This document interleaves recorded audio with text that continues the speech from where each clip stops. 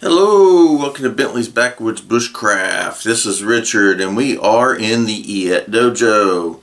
And I'm going to show you a few things that I've been changing, some stuff I've got new, what's going to happen, and hopefully it'll be entertaining to you. It's entertaining to me because I love this, and apparently I film way too much crap. So anyway, let's get started with this video.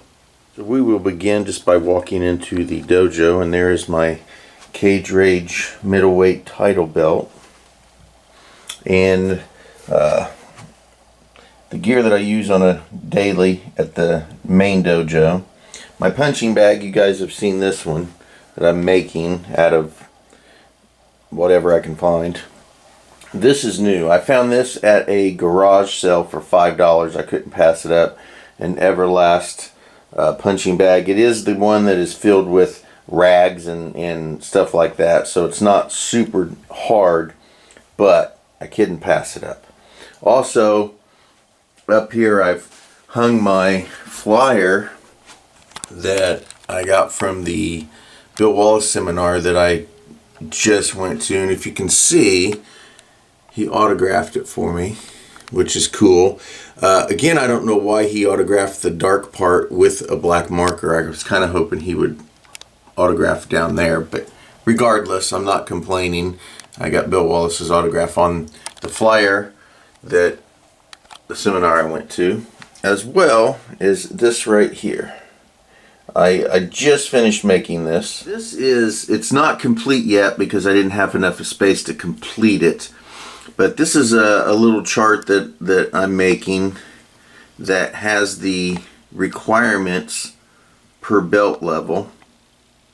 And it starts with second white tip. First white tip is just footwork and rolls and falls. And I did not put that on this list. But it goes all the way down. Doesn't quite finish up blue first tip, but I need to get another one. And here are the students that are and have been at the dojo at my present location. And basically all I'm going to do is just keep a list of techniques, and when they accomplish them or they can do them well enough to pass, then they'll get a little mark, a dot check or something on one of these little spots right there. And this will help keep track of where everybody's at. And if I want, I can, well, I'm going to have to keep that one here at the Iet Dojo here at the house, because the owner of the building in which I have my dojo doesn't like these homemade type things in there. He runs classes on exercise and things to that nature. And he's not fond of homemade equipment or homemade stuff in there. He doesn't like the way it looks. It's not professional for him. So when I have something like this, I take it up to the dojo when I'm using it. For example, this chart here, my angles of attack and my basic 12.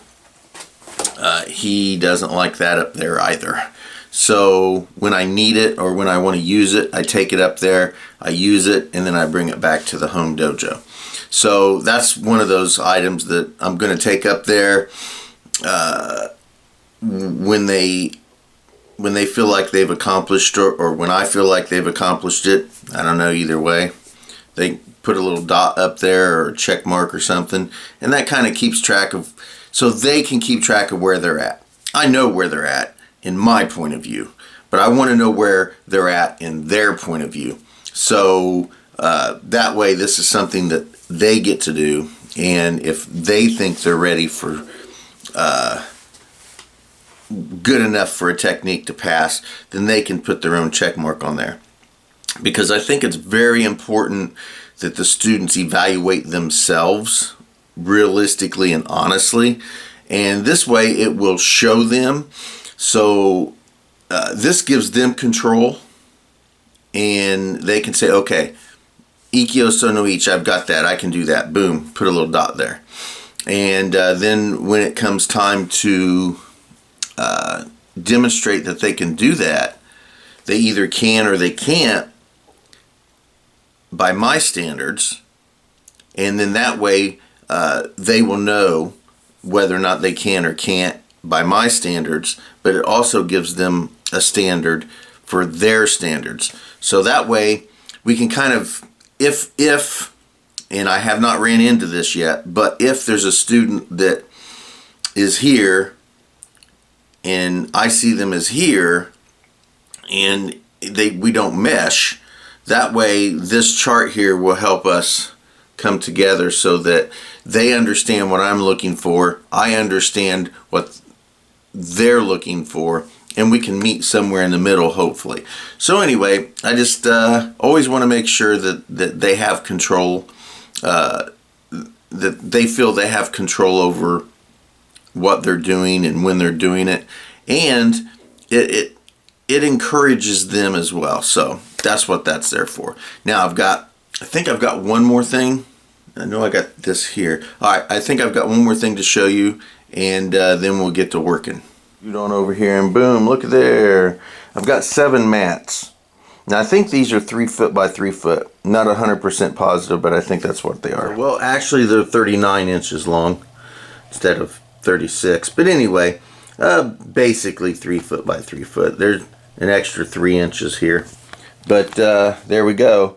I don't know how many it's going to take. It shouldn't take 4 or 5 at best, or 4 or 6 or whatever, to do this floor. I've got 7 of them. I've been waiting on these for a while. Ron, who owns the building, is the one that owns the mats. I used to have mats.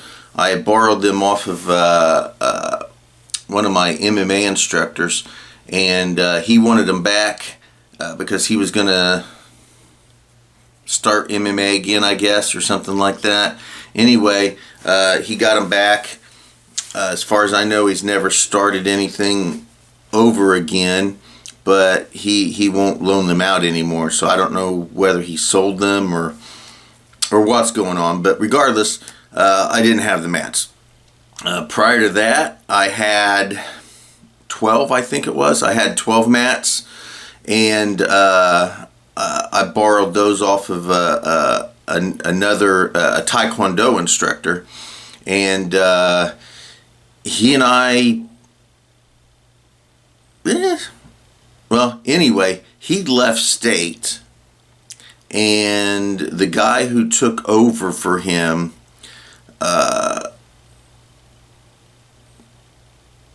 was kind of angry that I had the mats, and there was some falling out amongst the 3 of us for some reason.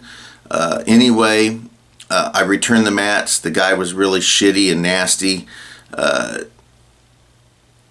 He was just ticked off that I still had the mats. And anyway, I returned the mats a little too late for their viewpoint, but what are you going to do about it? Anyway, I returned those mats, and then I got the ones from the MMA guy. He wanted them back, so I returned them to him. And then, so I've been at Ron's gym for about 4 years now, and I've been asking him about borrowing or having, or however he wants to put it, a handful of mats. And it's been a couple months since I requested that, and I guess he was thinking about it, or I don't know what, but he came in a couple days ago to the gym, replaced some of the older mats with some newer ones, and let me have the older ones. So he did say that there'd be a couple more coming, so if I need a couple more, there'll be a couple more. But anyway, right now I have 7 mats.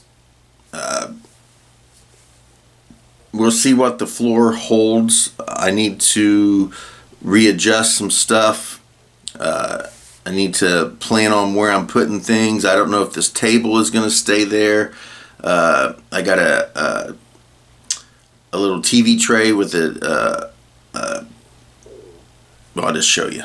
So here's a camping table with a bunch of stuff on the top, and then I have a bunch of videos on the bottom, DVDs on the bottom, and then I have this TV tray with a television and DVD player. Basically that's what's over in this corner. And then if I come all the way over to the other corner, this stuff will go into the closet there. I'm pretty sure I can get most of that stuff in there. And then of course I'll just have to move this tire if I want to shove a mat up in there. So anyway, I'm going to try to mat this floor a little bit, and we'll see how that turns out. And there we go. I've got 4 of them down decently, and then I need probably 4 more that are smaller. I think this is around 30, 34, 30, somewhere around 30 to 36 inches. Need a couple of those. And then I'll need a couple that are, I think, 32 or 33 inches, somewhere around there for that. And then whether or not I decide to move all that gibbly-gar crap and then place more there, I don't know. But right now I've got 4 mats that are fine. I could use some more pieces. That way I don't have to cut those full ones. I can get 4 pieces that are in the 30s, somewhere in the mid to longer 30 range. That way they can piece in 2 there and 2 over there, and that will pretty much kind of sort of fill up the room. So it's not bad. I like it. It's something that I could pull up if I wanted to, and I wouldn't need the mat area. I can't set any chairs, or I don't want to set any chairs or anything on this mat. So if I'm ever in here and I want to sit down, I can just pull up the mats, and that would be good. So it's decent. I like it. I will get with Ron and measure these out a little more specific. But I think if I had 4 pieces that were somewhere between 30 to 34 inches long, I could pretty much get that space over here and here and be good. It would leave this little corner over here, a small pie piece basically, open. But right now that's not a worry because I've got stuff over there anyways. So here we go. This is an upgrade to the Iet Dojo. I now have mats on the floor, so good to go. Thank you guys for watching Bentley's Backwoods Bushcraft, and enjoy the outdoors, even if it's just your own backyard.